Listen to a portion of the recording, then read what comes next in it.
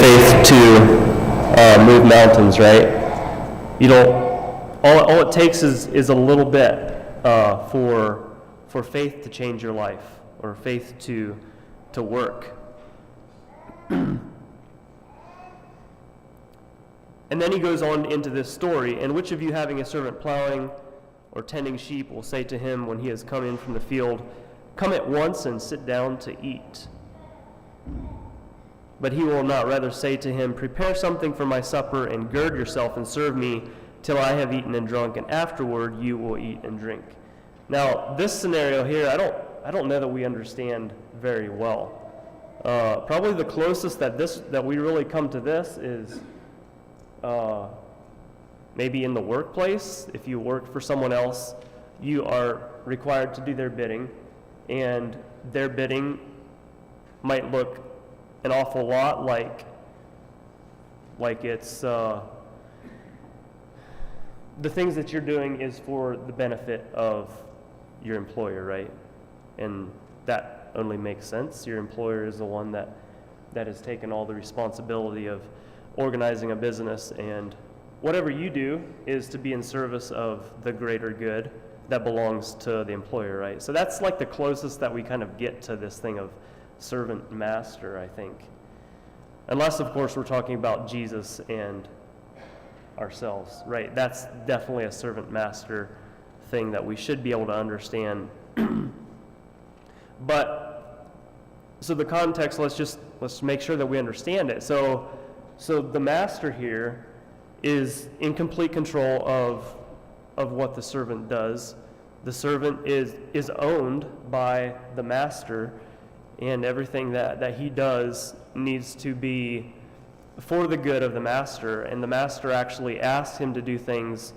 The master can actually, he asks the servant to serve him even when he's tired sometimes, when the servant is tired. And it doesn't really matter, right? Because just as Jesus is Lord, this master that we're talking about, he owns the servant, and it's kind of all about the servant serving the master, right? And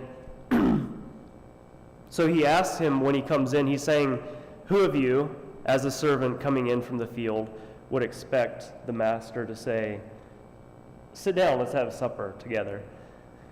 But instead he says, "If you don't mind," well, he doesn't even say "if you don't mind." He says, "Prepare supper and I'll have supper, and then after that you will eat." And so this is kind of the scenario here, right? "Prepare something for my supper, and gird yourself and serve me till I have eaten and drunk, and afterward you will eat and drink." Does he thank that servant because he did the things that were commanded him? I think not. "So likewise you, when you have done all those things which you are commanded, say, 'We are unprofitable servants. We have done what was our duty to do.'" All right, so I think maybe what would help us in the case of, so this thing with Peter and Jesus and John, I think maybe how we begin to overcome that mentality is realizing that we are servants of God. I answer to God. And so when God puts his finger on my life and says, "You give this up," instead of looking at a brother or sister and saying, "Well, what's he supposed to do?" Right? That's easy to do and deflect from the thing at hand. But if we could somehow get in our heads that Jesus is Lord, and I answer to Jesus, and the response that we're encouraged to here is, likewise, when you have done all those things which you are commanded, say, "We are unprofitable servants. We have done what was our duty to do." Okay, so again, this thing of lordship, I think we can kind of, the waters get a little bit muddy when when we start to think about what other people are required to do, kind of in proportion to what I'm required to do, and then that just messes it all up, right? But when God is the one that I answer to, then that kind of helps, I think, to take away that maybe the tension that we feel based on, you know, what I'm doing, what you're doing. We are unprofitable servants. We have done what was our duty to do. So then, I guess this is talking a little bit, I think, about judgment, right? It's easy to look at each other and to judge. And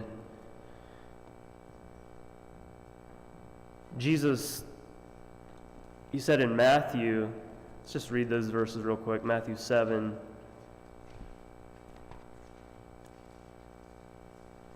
One through 5.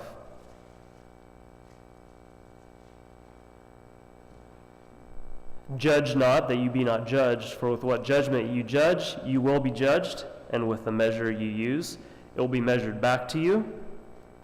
And why do you look at the speck in your brother's eye, but do not consider the plank in your own eye? Or how can you say to your brother, let me remove the speck from your eye, and look, a plank is in your own eye? Hypocrite, first remove the plank from your own eye, and then you will see clearly to remove the speck from your brother's eye.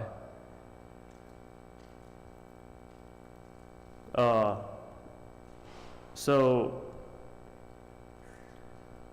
it says here that we shouldn't judge, and if we do judge, be careful, because you're actually going to be judged by the same standard that you judge other people. And I kind of had, I think, kind of something that made me really think about this week. So at the shop, we have a great team. I love our team at the shop, and I feel we work together fairly well, right? Okay, so we this last week in our staff meeting, we talked a little bit about teamwork, and, you know, how kind of setting some maybe goals. You know, what should teamwork look like in order to have the best kind of the best experience for our customers. Okay, so we talk a little bit about this thing, and we talk about, you know, maybe some of the things that wouldn't be teamwork, and then yesterday when we were working, I guess it struck me that this applies to me. And, you know, because we had talked about it, then I'm kind of like required to, okay, so my team, like, they heard me say that these are the types of things we do and help each other, right? And then, well, what happens if I don't do that now? Okay, so all of a sudden I'm thinking, you know, okay, so now I'm responsible to do the very thing that I talked about, right? And that's not a bad thing. Like, that's okay. We need to be aware of the effects that we have on each other, right? But that just kind of reminded me, like, so with the same judgment that I judge, I will be judged. And especially if I talk about it, right? If I tell my staff what that looks like, they'll also recognize when I don't come up to my own standard, right? And so that's a little illustration of judging and being judged by the very standard that we judge by. And I think sometimes we do this without even thinking about it. It's so easy to judge the actions of other people and then really not think about, you know, how my actions may not be consistent with what I claim to be my belief. I think for closing, maybe we'll end up in 1 Corinthians chapter 4.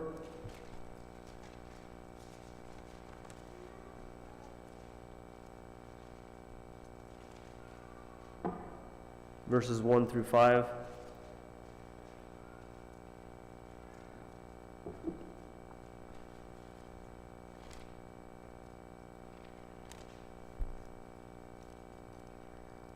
Doesn't work when you go to Romans. says something different. Okay, 1 Corinthians chapter 4.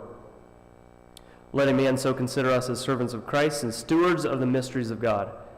Okay, so again, this thing of stewardship to God, right? Jesus is Lord. I am his steward, and so he requires something of me personally. And Paul, I think, was maybe especially Paul in this setting. He's talking about the stewardship of the gospel that he had, right?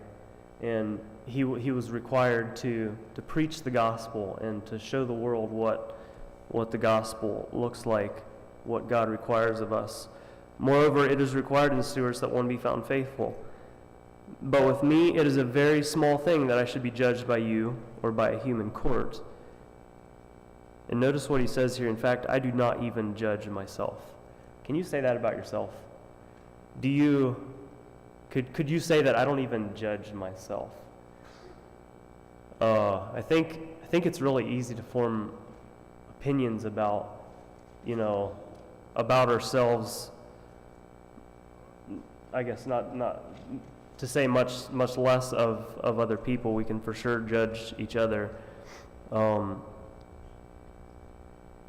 But with me it is a very small thing that I should be judged by you or by a human court. In fact, I do not even judge myself, for I know of nothing against myself.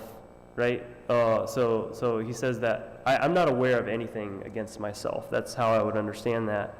Yet I'm not justified by this. Okay, so just because you don't know of anything against you, that's not what justifies you, right? It's not your opinion that matters, but it's something else, it's something higher. But he who judges me is the Lord. Therefore judge nothing before the time, until the Lord comes, who will both bring to light the hidden things of darkness and reveal the counsels of the hearts. Then each one's praise will come from God. Okay, so this last verse, I like this.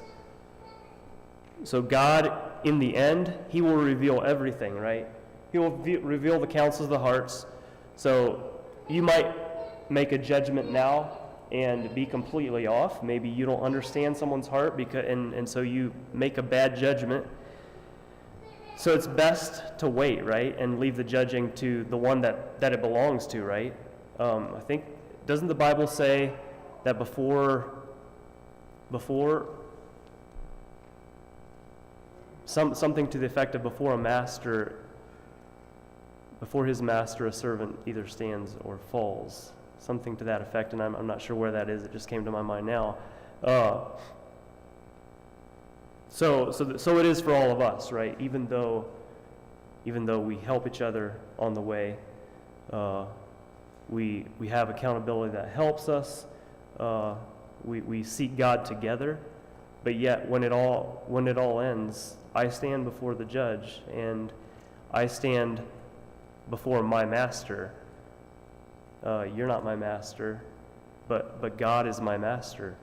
And like the story about the master that asked his servant to do his bidding, and one thing I think I failed to point out, but it does say that the servant will eat, right? The servant will have a chance to eat. And this, in my mind, is kind of a picture of faith. So this is a life of faith. When we do our service to God without, maybe even a lot of times without payment, right? Or without, maybe it seems like it's not fair. But there will come a time when Jesus actually says that he himself will gird us, and he will serve us supper. And I think we understand that to be heaven, right? That will be in heaven when Christ will actually be the servant. And can you imagine that? And Jesus as well, like another time he told his disciples, so basically, who's serving who? He says, I'm among you as the one who serves. And he demonstrated that by washing their feet, right? He demonstrated that by a life of service. So really, even though Jesus was the master, he was the one that served. And so I think we can take our cues from him. because he says that a servant is not greater than his master, but it is enough that he should be like his master. Then each one's praise will come from God. So again, God is the one that we are his servants. He is our master, and so he is the one that will judge us. All right, I think that's all I have this morning. We'll turn the time back to Luke.